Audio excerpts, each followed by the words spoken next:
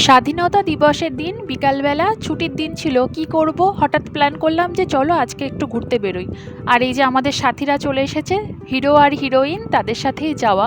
ওরাও অনেকদিন ধরে বলছিল যে দিদি চলো একদিন ঘুরে আসি, কিন্তু একবার আমার বরের টাইম হচ্ছে না আর একবার সৌরভের টাইম হচ্ছে না। তো ওই দিনই সবাই ফাঁকা ছিলাম, তো বললাম তাহলে চলো। আর মেয়েকে নিয়ে নিই, তাকে নিয়ে তো প্রথমে স্কুলে গেছিলাম। আর আমার মেয়ে খুব ভালো, সে কোনো বায়না করে না। আমরা যেখানেই যাই ও বলে তোমরা যাও, আমার জন্য শুধু খাবার আনলেই হবে। তো এত ভালো বাচ্চা। সব দিনই আমি প্রকৃতি ভালোবাসি, আর ওয়েদারটা এত সুন্দর ছিল, চারিদিকটা শুধু সবুজে ঘেরা।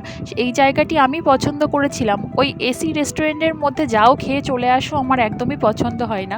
এই জায়গাটি অনেকে যাচ্ছিল, আবার ভিডিও দেখছিলাম, তো ভাবলাম এখানেই আসা যাক।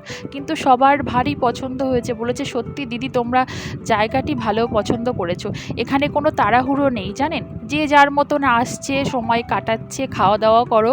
এখানে একটা রেস্টুরেন্ট মতনও আছে, সেখান থেকে খাবার অর্ডার করো, নিজেরা ওখানে বসে খাও, তারপর বাড়ি ফিরে আসো। তো দিনটি আমরা সবাই মিলে খুবই আনন্দে কাটিয়েছিলাম।